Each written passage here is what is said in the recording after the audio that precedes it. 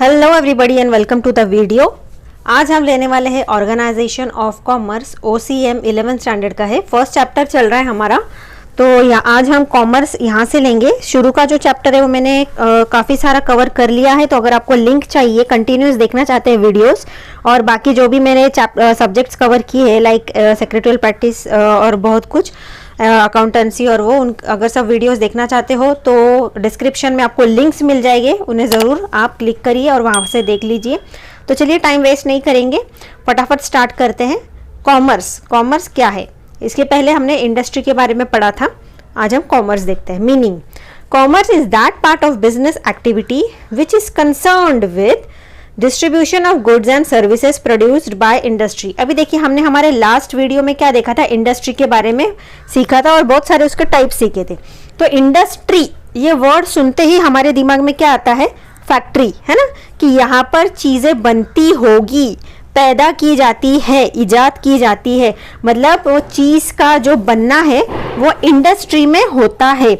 लेकिन इंडस्ट्री में बनना यही सिर्फ काफ़ी नहीं है, उस चीज़ को एंड यूज़र जो होता है, जो कि कस्टमर होता है, जो कि उसको कंज्यूम करेगा, उसका इस्तेमाल करेगा, उस तक पहुंचाना भी बहुत ज़रूरी है। और वो कौन करता है? कॉमर्स में इस चीज़ का ध्यान रखा जाता है। ओके, तो ये एक्टिविटी जो है, बनना इंडस्ट्री में, लेकिन कस्टमर तक पहुंचाना ये कॉमर्स का जिम्मेदारी है। Distribution of goods and services, okay, सही तरह से उसको डिस्ट्रीब्यूट करना। It includes all those activities which are essential for maintaining a free and uninterrupted flow of goods। अभी देखिए, पर कई बार ऐसा होता है फैक्ट्री में, अगर ऐसा सपोज सिचुएशन हो गई कि फैक्ट्री में बहुत सारा माल बन के पड़ा है, लेकिन जो एंड यूजर है, कस्टमर है, उस तक पहुंचा ही नहीं, और उसको ज़रूरत तो बहुत है चीज़ की, ओके, चाहिए, बहुत सारी डिमांड है, लेकिन वो पहुंच ही नहीं रही है जब उसकी ज़रूरत हो, तो फायदा क्या है ना? पता चला फैक्ट्री में बन के पड़ा है, सड़ के एक्सपायरी डेट होके खत्म हो गया, वो चीज़ उधर मटेरियल खत्म हो गया, लेकिन जो ज़रूरतमंद है उन तक पहुंचा ही नहीं। तो ये सब मेन काम उन तक पहुंचाने का कौन करता है? कॉमर्स करता है। ओके, ये देखता है कि जो फ्लो है, स्मूथली फ्लो होना चाहिए, डिमांड एंड सप्लाई, इसका ज़्यादातर ध्यान कॉमर्स रखता है कि जितने डिमांड है उतना प्रॉपर सप्लाई भी होना चाहिए और कहीं पर भी कमी नहीं होना चाहिए। Okay, commerce bridges the gap between the producers and consumers by exchange of goods and services for money and money worth. Commerce जो है वो एक ब्रिज की तरह काम करता है। एक फैक्ट्री के साथ में, एक फैक्ट्री हो गई इंडस्ट्री, और एक कंज्यूमर जो आखिरी में उसे कंज्यूम करेगा, उसके बीच में एक ब्रिज का काम करता है। और करता तो है, लेकिन अल्टीमेटली फ्री में तो कोई कुछ करेगा नहीं। उसके बदले कॉमर्स में क्या होता है, उसको क्या मिलता है? कॉमर्स को मनी मिलता है, या फिर मनी के हिसाब में उसकी कोई भी वैल्यू की कोई चीज होगी वो मिलेगी उसको, के मनी वर्थ उसे कहते हैं। Commerce is further divided in trade and auxiliaries to trade. अभी कॉमर्स को इन्होंने दो भाग में डिवाइड कर दिया है, एक ट्रेड नाम से और एक ऑक्सिलरीज टू ट्रेड। ओके, वैसे मैं अगर आपको बता दूं कि अगर आप नए हैं मेरे वीडियो पे तो प्लीज सब्सक्राइब कर दे, ताकि आने वाली वीडियोस के नोटिफिकेशन आपको मिलते रहे, और अपने फ्रेंड्स के साथ में जरूर शेयर करिएगा वीडियो। ओके, ट्रेड देख लेते हैं।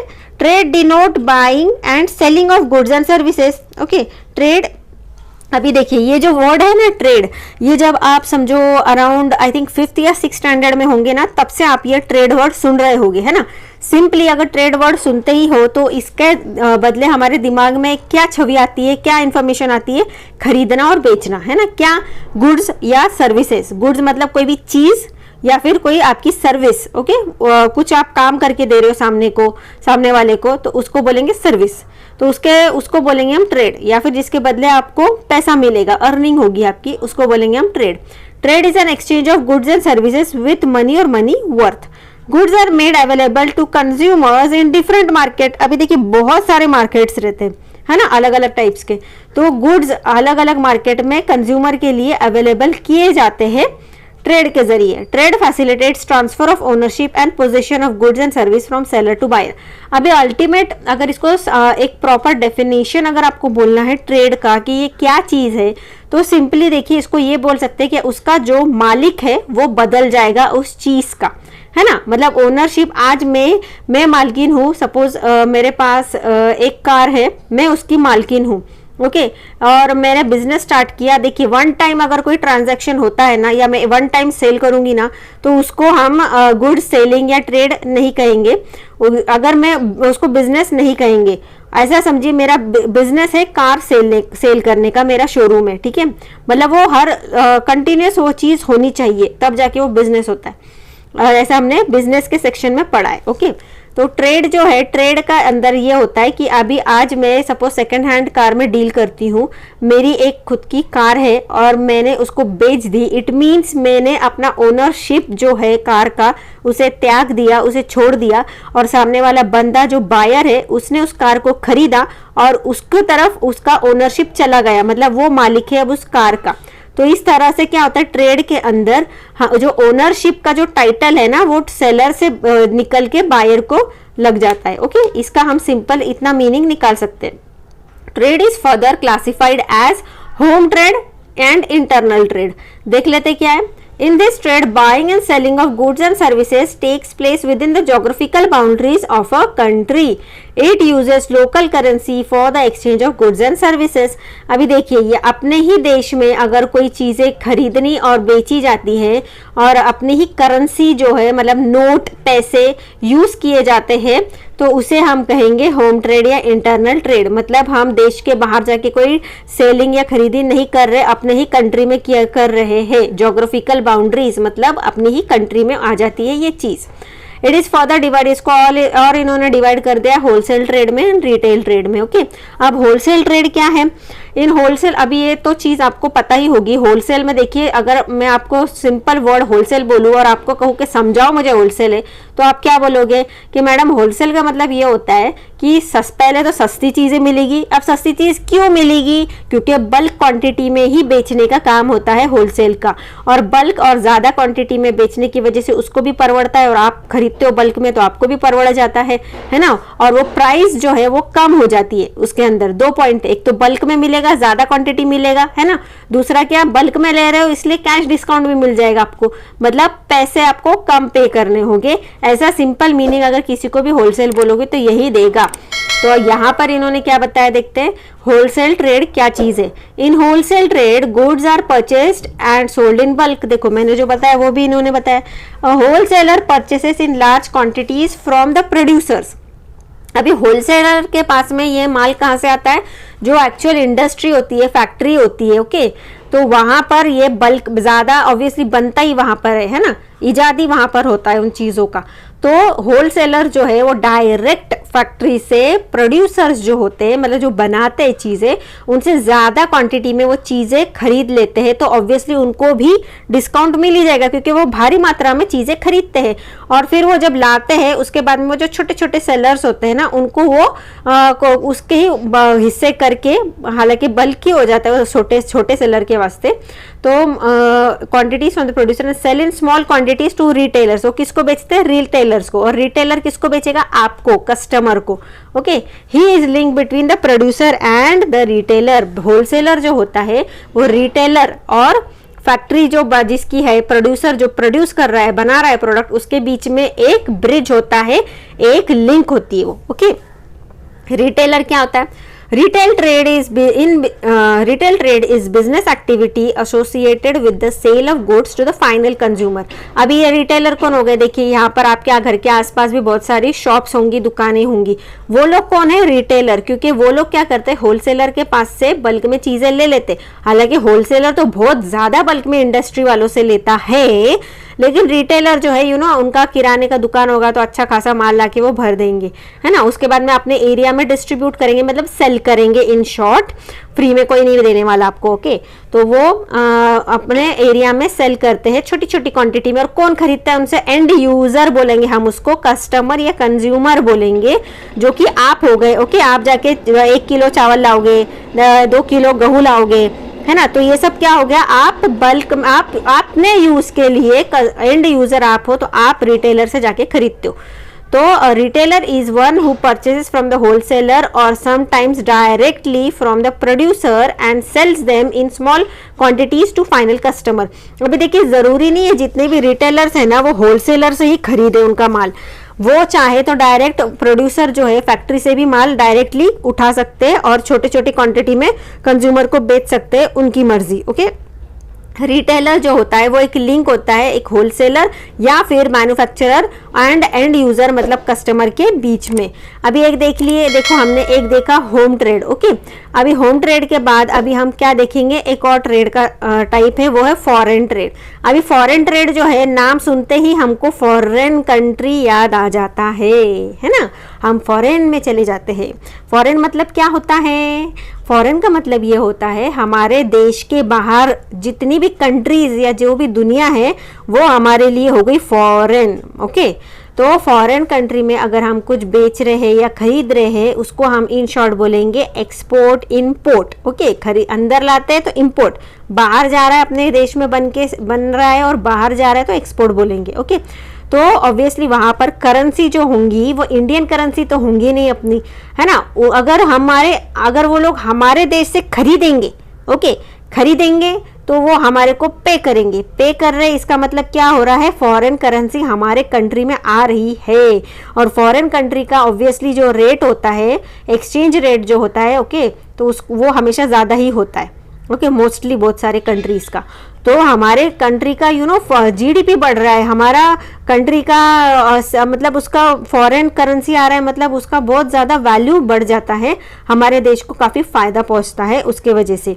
और एक्सपोर्ट होता है मतलब हमारे देश में कोई चीज़ बन रही है और हम उसको सेल कर रहे हैं, बाहर जा रहे हैं, तो वो हो गया एक्सपोर्ट। और बाहर कुछ बनता है और बाहर कंट्री में बनता है और हम जाके खरीद के ला रहे हैं वहाँ से, तो वो हो गया इम्पोर्ट। ओके, देखते इन्होंने क्या बताया है। When trade takes place between different countries, it is known as foreign trade. Okay, when boundaries of two countries are crossed, then different currencies are used, है ना, अलग अलग करेंसी यूज होती है। It is further divided into import. When goods and services are purchased from another country, it is called as import trade. मतलब किसी दूसरे country में, जैसे कि अगर आपका हमारे पास में कौन है, पाकिस्तान है। ओके, पाकिस्तान में बहुत ज़्यादा क्या होता है, आई थिंक चावल ज़्यादा होता है, तो वहाँ से अगर हम इंपोर्ट करेंगे मतलब वो लोग उगा रहे हैं और हम वहाँ से खरीद के हमारे देश में ला रहे हैं, तो ये क्या हो गया, इंपोर्ट हो गया हमारे वास्ते। और पाकिस्तान के वास्ते क्या हो गया, एक्सपोर्ट हो गया।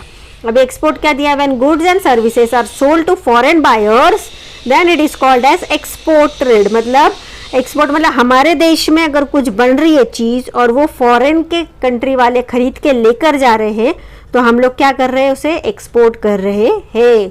अभी इंटरपोर्ट क्या है, it is the combination of import export trade. Okay, इसमें इम्पोर्ट भी होगा एक्सपोर्ट भी होगा।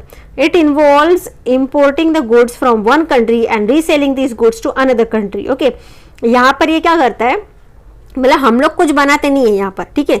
अभी जैसे कि मैंने आपको एग्जांपल दिया, पाकिस्तान में सपोज चावल अच्छा हो रहा है, तो मैं क्या करूँगी, जाऊँगी मैं एक इंटरमीडिएट हो जाऊँगी, मतलब मैं एक सेंटर पर्सन हो जाऊँगी। मैं क्या करूँगी, जैसे मैं इंडिया हूँ तो इंडिया जाएगा पाकिस्तान के पास, वहाँ से हम लोग चावल खरीद के लेके आएंगे और सपोज हम लोग वही चावल रशिया को बेच रहे, मतलब हम लोग कुछ बनाने का काम नहीं कर रहे, हम लोग बस यहाँ से ले रहे और अगली कंट्री को सेल कर रहे हैं। हालांकि हमको भी उसके अंदर प्रॉफिट होता है, पाकिस्तान को भी प्रॉफिट हो जाएगा। ओके, लेकिन सामने जो रशिया है उसको वो चीज़ मिल गई, ऐसा होता है। मतलब हम लोग कुछ बनाते नहीं, हम लोग बस लेते हैं और आगे पास करते हैं। It involves importing the goods from one country and reselling this goods to another country. Example, Indian sellers importing goods from Japan and re exporting same goods to Africa. I hope आपको इतना समझ गया होगा, समझ गया तो फटाफट नीचे कमेंट कर दो। अभी ऑक्सिलरीज ऑफ ट्रेड क्या है वो देख लेते हैं। All those activities that facilitate smooth flow of goods from manufacturing centers to the consumption centers are called aid to trade or auxiliaries to trade। मतलब ये लोग अपना देखो, ट्रेड तो मतलब क्या, गुड्स एंड सर्विस में डील करता है, लेकिन ये जो गुड्स एंड सर्विसेज है वो सब तो ठीक है, लेकिन कस्टमर तक पहुंचाना या फिर बीच में ट्रांसपोर्ट फैसिलिटीज और ये सब कुछ फैसिलिटीज नहीं होंगी तो कैसे क्या मिलेगा कस्टमर तक। तो all those activities that facilitate smooth flow of goods from manufacturing, मतलब मैन्युफैक्चर जहाँ बन रहा है वहां से लेके तो जो एंड यूजर कौन हो गया, कस्टमर हो गया, तो वहां तक पहुंचाने के लिए बीच में बहुत सारा फैसिलिटी लगता है, जैसे कि ट्रांसपोर्ट फैसिलिटी हो गया, बस या व्हीकल फैसिलिटी हो गया, फिर चलाने के लिए ड्राइवर फैसिलिटी हो गया, है ना। तो ये सब कुछ जो है इसको हम क्या बोलेंगे, auxiliaries to trade. These activities play supportive role, ये क्या करता है, सपोर्ट करता है। अगर ये प्रॉपर रोड्स नहीं होंगे, इंफ्रास्ट्रक्चर किसको बोलते हैं हम, रोड्स एंड रेलवेज, है ना, प्रॉपर रास्ते नहीं होंगे, प्रॉपर ट्रक्स नहीं होंगे, फैसिलिटी नहीं होंगी, पेट्रोल वगैरह टाइम पे नहीं होगा, ये सब कुछ हम पकड़ेंगे उसमें। अगर वो लोग नहीं होंगे तो फायदा ही क्या, है ना, मतलब उसके वजह से क्या हो जाएगा, ट्रेड की जो कॉस्ट है वो बहुत ज़्यादा बढ़ भी जाएगी। ऐसा नहीं होना चाहिए ना, स्मूथली फ्लो होना चाहिए सब कुछ। They help in removing hindrances which arise during the production and distribution of goods and services. Following are various auxiliaries to trade. आगे क्या है देख लेते हैं। अभी उन्होंने और भी एक्सप्लेन किया है हमको, और भी ऑक्सिलरीज जो सपोर्ट करते हैं ट्रेड को स्मूथली वर्क करने के लिए क्या है। ट्रांसपोर्ट है, the goods are produced at one place but they are demanded over a wide area, so goods are to be sent to different places where they are demanded. Mode of transport facility is movement of men and material from one place to another. वही मैंने अभी आपको जो समझाया वही है ये transport का। ओके, लोग भी चाहिए, गाड़ियाँ भी चाहिए, रास्ते भी प्रॉपर चाहिए। Warehousing, there is a gap between production and consumption. देखिए अभी जैसे चीज़ बनती है ना उसी तरह से कस्टमर उसको इस्तेमाल नहीं कर लेता, या फिर कस्टमर की जैसी नीड होगी वो वैसा आएगा और खरीदेगा, है ना, और रिटेलर से रिटेलर लाएगा, होलसेलर से होलसेलर लाएगा, फैक्ट्री वाले से। तो लेकिन अभी उसको काफ़ी सारा टाइम जाता है उसके अंदर, तो उसके लिए क्या होगा, तब तक के वो चीज़ जो बन चुकी है उसको हम रखेंगे कहाँ पर, उसको रखते हैं वेयर हाउस में, मतलब गोडाउन वगैरह में, है ना। तो ये फैसिलिटी भी अच्छी होनी चाहिए। तो certain goods are produce throughout the year. अभी कुछ चीज़ें होती है जो साल भर पैदा होती है, बनती है, लेकिन कुछ चीज़ें ऐसी भी होती है जो ओनली वन टाइम हमें उसे बना सकते हैं, या साल में एक ही बार हमें मिल सकती है। तो ऐसे चीज़ों को प्रॉपरली स्टोर करना बहुत ज़रूरी है ताकि वो हमारा पूरा साल अच्छे से आराम से गुजर सके। Certain goods are produce throughout the year but consumed only in a particular part of the year. अभी देखिए कुछ चीज़ें ऐसी भी होती है, इसका जो मैंने पहले एग्जांपल दिया उसके साथ साथ एक उल्टी सिचुएशन भी हो सकती है कि जो बनती साल भर है लेकिन इस्तेमाल एक ही टाइम होती है। ओके, और उसका उल्टा भी हो सकता है कि साल में एक ही बार बनती है और उसको पूरा साल यूज़ किया जाता है। तो ऐसे चीज़ों को स्टोर करना ज़रूरी है। In the era of mass production storage is indispensable. Storage बहुत ज़्यादा ज़रूरी है। The goods should be stored carefully from time they are produced till the time they are sold. अभी वो जब तक बनती है वो टाइम से लेके तो जब तक वो बिकती नहीं है तब तक उसका ख्याल रखना बहुत ज़रूरी है, वरना वो खराब हो सकती है। Okay, special arrangements must be made to prevent the loss or damage. वही आपको बताया। Warehouses are also called godowns. Price is maintained at a reasonable level and there is continuous supply of goods and services. अभी उसको maintain भी करना है, उसको transport भी करना है, प्रॉपर उसका रेट्स निकाल कर, और उस तरह से हमको उसका बहुत ज़्यादा कॉस्ट हो जाएगा तो लोग खरीदेंगे भी नहीं। वो सबका ध्यान रख के हमको काम करना होगा। आगे है insurance, banking, advertisement, mercantile agent, communication. Okay, तो इंश्योरेंस में क्या है फटाफट देख लेते हैं। There are various risk involve in the business. काफ़ी सारा रिस्क है ना, तो रिस्क तो है क्योंकि इतना साल भर आपको संभालनी है वो चीज़ें, अगर सड़ गई तो नुकसान तो हो जाएगा ना प्रोड्यूसर का। द गुड्स में भी destroyed while in production process और इन ट्रांजिट। चीज़ें कभी भी बर्बाद हो सकती है ना, प्रोडक्शन के टाइम भी हो सकती है, या फिर ट्रांसपोर्टेशन के टाइम भी हो सकता है, या एक्सीडेंट हो सकता है, स्टोरेज में आग लग सकती है, चोरी हो सकती है, कुछ भी हो सकता है। तो इसीलिए इंश्योरेंस करवाना बहुत ज़रूरी है। The businessman could like to cover these risk, insurance companies come to rescue, they undertake the compensate the loss suffered due to such risk. The businessman has to insure the goods and pay premium regularly. अब इसके लिए जो businessman होता है उसको regular premium जो भरना पड़ता है ना, अभी वो बिजनेस का हो या लाइफ इंश्योरेंस हो, प्रीमियम तो भरना ही है, तो प्रीमियम भरना पड़ता है। Risk can not be avoided completely but they can be minimise by taking insurance policy. Policy ले लिया तो अच्छा होगा। बैंकिंग देख लेते हैं। We require money to start the business and to run it smoothly, हमें पैसा तो चाहिए स्मूथली वर्किंग के लिए। बैंक सप्लाई मनी, बैंक क्या करता है, मनी सप्लाई करता है। Adequate funds can be obtained from the bank, अभी जब भी हमको ज़रूरत होती है तो हम बैंक से निकलवा सकते हैं। और इसका प्लस पॉइंट ये है कि अगर आप बिजनेसमैन है, मतलब करंट अकाउंट तो होगा ही बैंक में, उसके वजह से क्या होता है ना, ये इन्होंने यहाँ नहीं दिया पर मैं बोलती हूँ, ओवरड्राफ्ट फैसिलिटी भी आपको बहुत अच्छी तरह से मिल जाती है। जैसे कि अगर मेरे बैंक में 100 रुपए, लेकिन अभी मुझे 150 रुपए की जरूरत है, तो मैं क्या करूंगी, 100 रुपए तो निकालूंगी और उसको बोलूंगी 50 रुपीज का बैंक ओवरड्राफ्ट कर दो। तो जब भी अगली बार मैं पैसे डालूंगी तो वो उसमें से 50 रुपीज कट कर लेते हैं और मुझे एज अ लोन भी बोलते हैं ओवरड्राफ्ट को, एज अ लोन में उस 50 रुपीज को इस्तेमाल कर सकती हूँ। Bank provides loan, overdraft, cash, credit etcetera to businessman. और बैंक की वजह से फायदा क्या होता है, बैंक जो है लोन प्रोवाइड करती है, ओवरड्राफ्ट वही मैंने आपको जो समझा उसको बैंक ओवरड्राफ्ट बोलते हैं। कैश फैसिलिटीज, क्रेडिट फैसिलिटी सब कुछ बिजनेसमैन को प्रोवाइड करती है। तो बैंक अकाउंट होना बहुत ही फायदेमंद है बिजनेसमैन के लिए। Banks also provide many services like cheque, draft, debit card, credit card, online transaction, ये सब तो होता ही है। It helps the trader to carry their business activity smoothly. अभी एडवर्टाइजमेंट से क्या होता है, advertising is an effective aid in selling goods. देखिए एडवर्टाइजमेंट से क्या होता है, एंड यूजर जो है उसको पता चलेगा कि मार्केट में कौन सी चीज है, क्योंकि एक टाइप की अगर आप चीज लेने जाओ ना 10 आपको ऑप्शंस मिलेगा। और अगर आप बिजनेसमैन हो, आपको बेचनी है अपनी चीज, तो एडवर्टाइजमेंट करना बहुत ही ज्यादा जरूरी है। एंड यूजर को पता होना चाहिए कि आप मौजूद हो मार्केट में, तो कैसे पता चलेगा, ऑब्वियसली एडवर्टाइजमेंट के ही वजह से, और तभी वो जाके मार्केट से आपकी चीज खरीदेगा अगर उसको जानकारी मिलेगी आपके प्रोडक्ट की, तो है ना। अगर एडवर्टाइजमेंट ही नहीं करोगे तो फायदा क्या, मतलब बना के तो इतना माल पड़ा है लेकिन बिकेगा नहीं, तो फायदा क्या।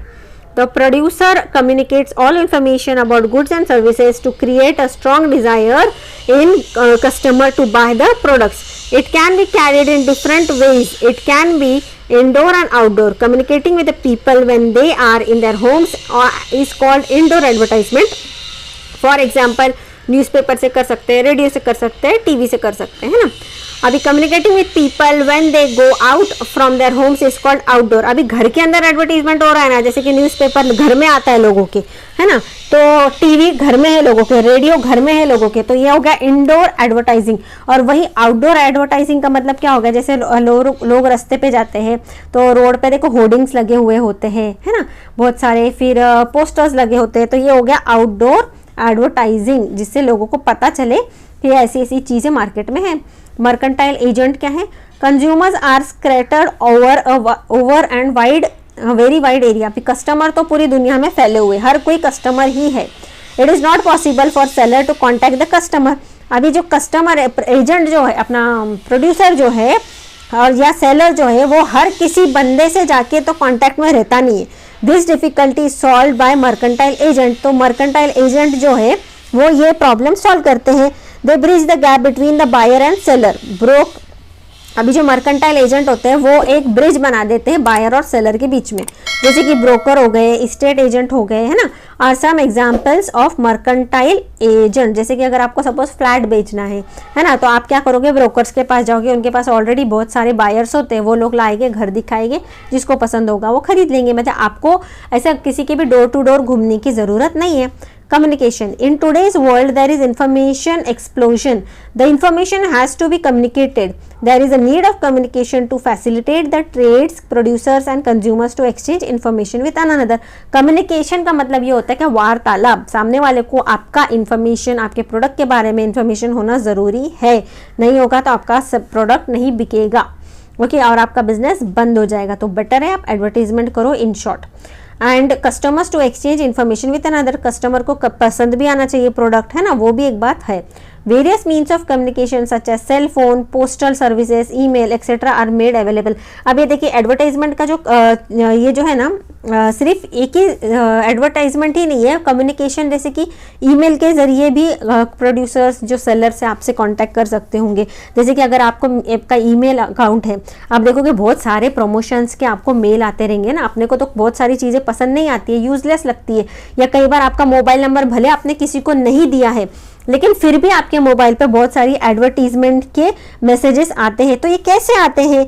क्योंकि ये मैसेज जो होते हैं ना, ये जो मोबाइल नंबर्स होते हैं ना, ये बिकते हैं एक्चुअली मार्केट में। आपको पता है, इसका ज्ञान है आपको कि ये जो नंबर्स होते हैं ये प्रॉपर बिकते हैं, लोग बल्क इसमें खरीदते हैं ये सेलर्स। और फिर जब आप उनका कोई भी एडवर्टाइजमेंट होता है तो आपके नंबर पे आपको मैसेजेस करेंगे, आपको ईमेल्स करेंगे।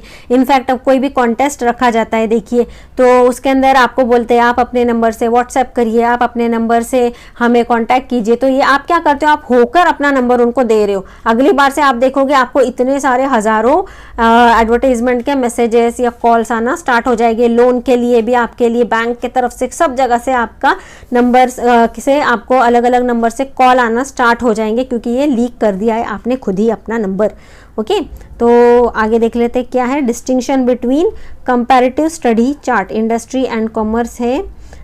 ये देखिए इतना कुछ है। मैं एक काम करती हूँ आपके लिए, शॉर्ट में बस फटाफट रीड कर देती हूँ। एक्सप्लेनेशन तो मैंने करवा दिया है, या फिर आप देख लेते हो यहाँ पर। देखिए इंडस्ट्री एंड कॉमर्स क्या है, meaning industry is engaging in production of goods and service. देखिए एक्सप्लेनेशन मैंने कर दिया है, तो सिर्फ मैं रीड आउट करूंगी। ओके, कोई प्रॉब्लम है, कंफ्यूजन है तो कमेंट कर दो नीचे, मैं समझा दूंगी। कॉमर्स क्या है, commerce is engaging in distribution of goods and services. Okay, location क्या है, it is located in factories and workshop, then it is conducted in market and offices. Utility क्या है, it creates more utility. Utility का मतलब क्या होता है, ज़रूरतें। ओके, ज़्यादा ज़रूरतें पैदा करती है। देन इट कॉमर्स क्या है, it creates place, time and position utility. अब resources, it uses machine and man power. और इधर commerce, it requires more man power. Capital, huge capital is required to start an industry. Capital मतलब पैसा। Commerce comparatively requires less capital. Then interdependence, industrial activities are meaningless without commerce, है ना। And commercial activities can not be started without the production of goods and service. बनेंगी ही नहीं चीज़ तो पहुँचाएंगे क्या, है ना। Then conducted by producers and manufacturers, industry का। एंड कॉमर्स का जो है ट्रेड, मर्केंटाइल एजेंट। स्टेटस क्या है, primary importance and secondary importance. Classification, primary, secondary, territorial, industry. And commerce trade and auxiliary to trade. Market force क्या है, it represents supply side of market and it represents demand and supply side of market. आगे है business, profession and employment. Okay, business क्या है, in this economic activity goods and services are produced and distributed. Profession, in this economic activity export services are rendered. And employment, it in this economic activity one person works under another person. Then reward, businessman earn profit, professional charges fees as a return to professions, and employee receives wages or salary. Then capital में capital investment depends on size and nature of business. Then limited capital investment is required except the self-employed profession, and no capital investment is necessary. The nature of work, it provides goods and services to the public, it renders personalized export service, and they perform the work as per service contact. Then qualification, no minimum qualification is prescribed. Expert knowledge and training is in a particular field needed, it is prescribed by the employer. Decision making, businessmen are free to take decision. Professionals take expert decisions in their profession. Employee do not have any power to take any decision. Then risk क्या है, profit is uncertain and irregular, so high risk is present. Then fees is generally not certain and regular. Then fixed and regular pay is given by employer as per contract, so no risk is involved. And example, building, grocer, then doctor, CA, clerk, teacher. आगे देखते हैं meaning, it is economic activity which deals with production and distribution of goods and service. Commerce, it is a part of business which is concern with distribution of goods and service. Concept, it is a broader concept and it includes commerce. Commerce, it is a narrow concept and it is a part of business. Skill, it requires technical as well as marketing skill, and commerce, it requires only marketing skill. Classification, it is classified into industry and commerce, it is classified as trade and auxiliary to trade. Summary देख लेते हैं. वैसे तो पूरा chapter हो गया है, मैंने बहुत अच्छे से समझा दिया है. डिस्क्रिप्शन में प्लेलिस्ट होगा, कंटिन्यूस वीडियो आप देख सकते हो. इसके बाद मैं सेकंड चैप्टर लेने वाली हूँ. ओके, तो समरी मैं यहाँ बस रीड आउट करके दे रही हूँ. एक्सप्लेनेशन अगर आपको चाहिए तो शुरुआत से देख लो वीडियो. ओके, और सब्सक्राइब जरूर करो चैनल को. Introduction. Every person keeps himself engaged in some activity or the other to satisfy his needs. Thus, he obtains goods and services. Non-economic activities. Human activities which are undertaken by personal satisfaction without monetary gains. Economic activities. Any activity conducted for earning money is called economic activity. अभी business features वगैरह है, काफ़ी लंबा चौड़ा है, फिर भी चलो रीड कर लेते हैं. ओके, एक मिनट. बिजनेस देखते हैं.